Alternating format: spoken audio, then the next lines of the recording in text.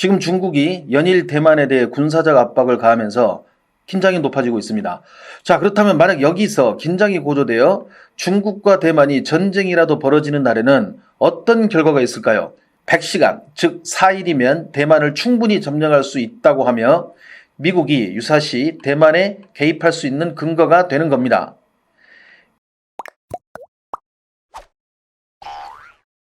여러분 안녕하십니까? 중국의 중앙통신은 17일 중국 항공모함 랴오닝이 이끄는 항모전단이 대만섬 연안에서 군사훈련을 펼치고 있다고 보도했습니다. 지금 중국이 연일 대만에 대해 군사적 압박을 가하면서 긴장이 높아지고 있습니다. 중국의 이러한 군사훈련의 의도는 대만에게 중국으로부터의 독립을 요구하지 말라는 군사적인 압박으로 보면 됩니다. 대만은 총통의 정치적인 경향에 따라 친중국을 표명하기도 탈중국, 즉 중국으로부터 독립하기를 표명하기도 합니다. 현재 대만의 총통은 차이잉원으로 14대 그리고 15대 총통을 역임하고 있습니다. 차이잉원은 중화민국 최초의 여성 총통인데 중국으로부터의 독립을 주장하고 대만은 하나의 나라이니 중국의 간섭을 거부한다라는 주장을 계속 펼치고 있어 중국 정부로서는 눈에 가시 같은 존재입니다. 중국은 앞에서 말씀드린 것처럼 훈련을 가장해 대만을 압박하고 있는 겁니다. 쓸데없는 소리 말고 조용히 있어 라는 말이죠. 자, 그렇다면 만약 여기서 긴장이 고조되어 중국과 대만이 전쟁이라도 벌어지는 날에는 어떤 결과가 있을까요? 우리의 머릿속에는 이미 답은 있지만 그래도 일단 두 나라의 군사력을 먼저 간단히 살펴보겠습니다. 중국은 병력에서 210만 명, 전차는 7,800대, 장갑차는 3,420대, 전투함은 16척, 잠수함 67척, 전투기는 2,438대가 대만보다 더 많으며 심지어 320대의 폭격기를 보유한 중국에 반해 대만은 한 대도 없는 상황입니다. 쉽게 말해 다윗과 골리앗의 싸움으로 보면 됩니다. 중국의 군사 전문가와 장성들은 100시간, 즉 4일이면 대만을 충분히 점령할 수 있다고 하며 길어지면 10일이면 대만을 완전히 점령할 수 있다고 말합니다. 결론은 중국의 완전한 승리로 끝나겠지만 대만이 일방적으로 밀리지 않는다고 말하는 전문가도 많습니다. 저는 전쟁에서 승리가 예상되는 중국보다는 이에 대처하는 대만의 입장이 더 궁금해서 대만의 전략을 한번 알아보는 것이 더 좋다고 판단했습니다. 첫 번째, 지형지물입니다. 중국은 대만을 상대로 해상 봉쇄, 도시 인프라 폭격, 상륙작전 등 군사작전을 벌일 것으로 대만 국방부는 예상하고 있습니다.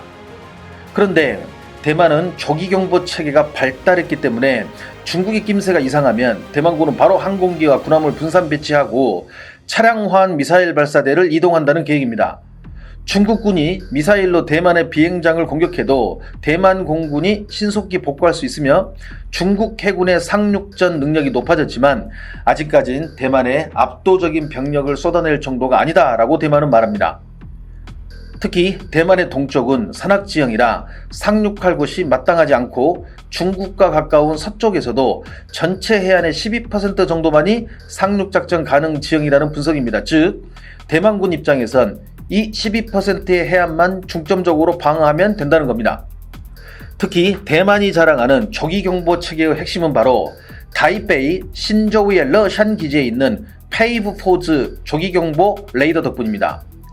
아시아에서 대만에만 있는 이 페이브4즈는 탐지거리가 4,828km인데 3,000km 아니라면 골프공 크기 물체까지 정확히 가려낼 수 있다고 합니다. 특히 전기 전자 부분 기술이 발달된 나라의 공통점이 조기경보 체계가 많이 발달됐다는 것인데 대만은 그 궤를 같이 한다고 보시면 됩니다. 이러한 경보 체계로 대만은 늦어도 이틀 전에 중국군의 대만 침공을 감지할 수 있다고 자신하고 있습니다.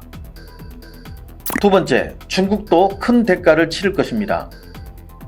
대만에는 한광훈련이라는 것이 있습니다. 쉽게 말하면 한미연합군사령부가 하는 키리졸브 훈련처럼 워게임을 말하는 것인데 컴퓨터를 이용해 중국 침공에 대비하는 가상모의 전투 시뮬레이션 훈련입니다.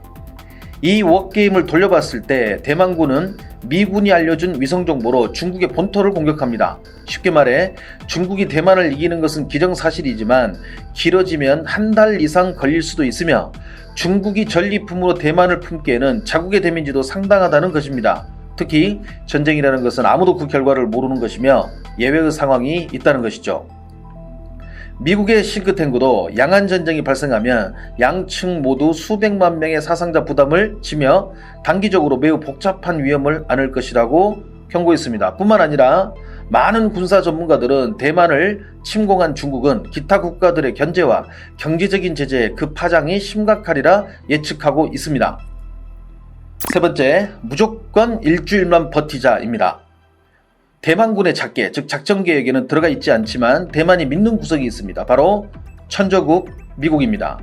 대만은 유사시 최대 일주일간 자력으로 버티면 미국이 개입하는 것을 기정사실로 여기고 작계를 짜놨다고 많은 전문가들은 말합니다. 미국에는 대만관계법이라는 것이 있습니다. 이 법에 따르면 대만 해협의 평화와 안정은 미국의 정치, 안보, 경제적 이익이고 국가사안이며 무력으로 대만의 미래를 결정하려는 노력을 서태평양의 평화와 안보에 대한 위협으로 간주하며 이는 미국에게는 중대한 사안이다라고 명시되어 있습니다. 즉, 미국이 유사시 대만에 개입할 수 있는 근거가 되는 겁니다. 위에서 언급한 대만의 레이더 기지인 페이브포즈에는 미군이 민간인 복장으로 근무하는 것은 공공연한 비밀이라고 합니다. 미국은 위성 정보를 주는 대가로 페이브포즈에서 포착한 중국 정보를 가져가고 있습니다. 즉 언제든 대만과 중국에 대한 정보를 상호 공유하고 준비태세에 만반을 기한다는 것입니다. 만약 미국이 이 전쟁에 개입된다면 전 세계 바다를 누비며 온갖 경험을 다 해본 미 해군에 중국 해군은 적수가 될 수 없다고 전문가들은 말하며 특히 항모 경우에도 앞에서 언급한 중국 해군이 보유한 랴오닝함은 구소련이 조지아에서 건조 중이던 중소형급 항모에 불과합니다. 한 군사 전문가는 미군이 양안 전쟁에 개입할 경우 미국 잠수함이 대만을 공격하는 중국군의 40%를 무력화할 수 있을 것으로 예상했습니다. 특히 오키나와에 주둔 중인 미 해병대 전투부대의 임무는 중국군 특수부대가 대만의 내륙에 침투했을 때를 대비해 상주하고 있다는 것은 중국도 잘 알고 있으며 실제로 대만군과 미군은 하와이에서 정기적으로 합동훈련도 하고 있다는 것도 중국으로서는 골치 아픈 사실입니다. 특히 미 해병대 공지기동단은 천저국에 걸맞게 그 무기의 체제가 경이롭기까지 합니다. F-35B와 MV-22 오스프리 헬기를 사용하며 지상군에 준하는 화력과 기동력을 갖추고 있습니다. 또한 내륙 원정작전 수행을 위해 M142 고속기동 곡사포 체계, 다연장 로켓 체계, 사거리 70km의 에이텍킴스, 그리고 TPS-80 AESA 대공방어 체계 등을 갖추고 있습니다. 항공전력으로 해병대대 다양한 전술 무인기 배치와 MB-22B 오스피리 수직 착륙 헬기, F-35B 수직 이착륙 스텔스기를 확보하고 있는데 이러한 미국의 전술 무기들은 최대한 빠른 시간 안에 양안 전쟁에 개입할 수 있으므로 전문가들은 이러한 가공할 화력들이 중국의 대만 군사 옵션을 고민하게 만든다고 말합니다. 따라서 중국은 당분간 군사 옵션보다는 여론전, 심리전이나 사이버전과 같은 비군사 옵션에 집중할 것이라고 전문가들은 말합니다. 결국 대만이 자체적으로 중국을 일주일 동안 막아줄 수 있느냐가 양안전쟁의 관건이라는 것입니다. 중국은 대만 문제는 내정 간섭이라며 대만 문제에 관해서는 미국에게도 날을 세워왔습니다. 대만을 독립시킬 경우 안 그래도 독립하고 싶어서 안달인 중국 내 소수민족들의 독립에 명분을 주게 되며 이는 소련처럼 중국도 산산이 찢어질 수 있기 때문에 중국은 절대 대만을 양보하지 않습니다.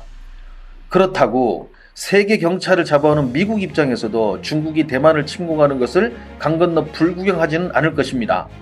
가장 중요한 것은 전쟁은 절대로 일어나서는 안 된다는 것입니다.